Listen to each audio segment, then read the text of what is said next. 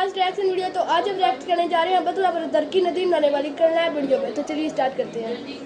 अस्सलाम वालेकुम। उम्मीद वासी के आपका गुंजा दिल खुशियों से शदाब अगर आपकी तबीयत पे ठीक होगी। कुछ लोगों को पता है, जिनको नहीं पता मैं उनको बता दूं कि नानी वाला मुझे अगवा करने के जुर्म में डस्का के पुलिस स्टेशन में अरेस्ट हो चुका था। इनकी प्लानिंग थी मुझे जलीलो ख्वार करने की, लेकिन इज्जत जिल्लत तो अल्लाह के हाथ में है। नानी वाले ने अपने 4 साथियों समेत मुझे अगवा कर लिया था, लेकिन इनकी मास्टर प्लानिंग में इनका पकड़े जाना अल्लाह ने लिख दिया।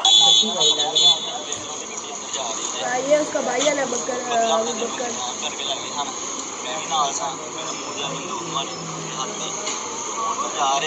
कानूनी कार्रवाई होगी। बदमाशी है ना, इसने उस पे एफआईआर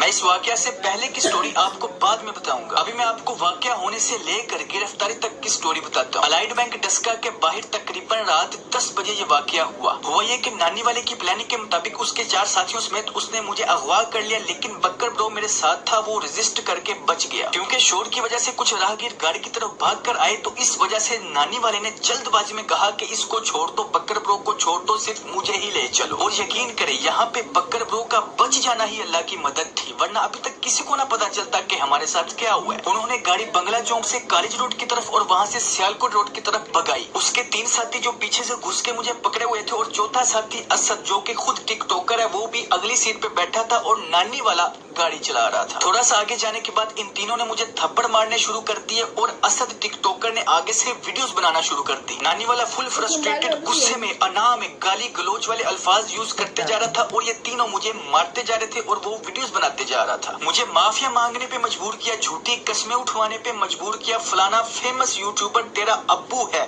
ये भी कहने पे मजबूर किया। थोड़ा सा आगे जाने के बाद नानी वाले ने उसी फेमस यूट्यूबर को कॉल किया। आप समझ गए वो कौन है, मैं उसका नाम नहीं लूंगा। मोबाइल स्पीकर पे करके मुझे माफिया मांगने पे मजबूर किया। मैंने डरती हुई, लड़खड़ाती हुई, कांपती हुई आवाज के साथ उस फेमस यूट्यूबर से माफी मांगी, मगर उस फेमस यूट्यूबर ने कहा कि नहीं, इसको छोड़ना नहीं जब तक ये वीडियोस न डिलीट करे। कौन सी वीडियोस आपको पता चल गया। इसी दौरान उन्होंने फिर मेरा मोबाइल छीनकर उसके ऊपर अंगूठा लगवा के मोबाइल को ऑन किया। नानी वाले और मेरे दरमियान जो चैट हुई थी उस सब को डिलीट कर दिया। फिर उन्होंने कहा कि अपना चैनल लॉगिन करो और वो सब वीडियोस डिलीट करो जो तुमने हम दोनों के ऊपर बनाई है। मैंने बहुत मार खाई, लेकिन चैनल लॉगिन नहीं किया। लेकिन जैसा कि मैं आपको बता चुका हूँ कि अल्लाह की मदद वही थी जब बकर ब्रो इनके हाथ से निकल गया। अलाइड बैंक डस्का से थोड़ा सा आगे ही थाना है। जो लोग शोर की आवाज सुनकर इसकी तरफ भाग के आ रहे थे, उन्हीं में से एक का मोबाइल लेकर बकर ने 15 पे कॉल की और इस चश्मदीद गवाह की बाइक पर बैठ के अपनी बाइक ली और फिर अपने दोस्तों को इकट्ठा करके थाने पहुंच गए। इधर जब हम मोतरे की नहर के ऊपर से गुजर रहे थे, तो नानी वाले ने कहा कि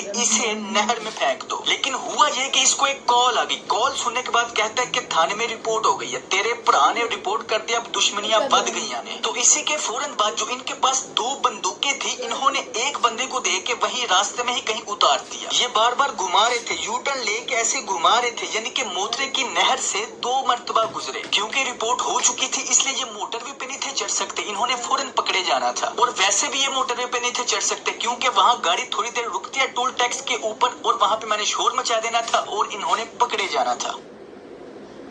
अब ये डर चुके थे, तो इन्होंने गाड़ी कच्ची सड़क किसी गांव की तरफ मोड़ ली, लेकिन आगे रास्ता बंद होने की वजह से, पैलियां वगैरह होने की वजह से मजबूरन इनको दोबारा सियालकोट रोड के ऊपर ही आना पड़ा। लेकिन चूंकि इनका प्लान अल्लाह की मदद से बकर ब्रो ने फेल कर दिया था, तो पुलिस पीछे से तेजी से आ रही थी। उन्होंने थोड़ी सी आगे जाके गरशनवारी होटल के ऑपोजिट साइड की तरफ मुझे उतार दिया। जब वो आगे सीधा सियालकोट की तरफ भाग गए, तो मैंने आसमान की तरफ देखा, अल्लाह का शुक्रिया अदा किया और मुझे रोना आ गया। 5-10 मिनट बाद पुलिस का एक डाला आया, उन्होंने मुझे पूछ के अहमद अली अंदर बिठा लिया और गाड़ी फुल स्पीड से भगाई। जब आगे जाके देखा तो नानी वाला अपने 3 साथियों समेत गिरफ्तार हो चुका था, क्योंकि पुलिस ने हर तरफ नाके लगा दिए थे।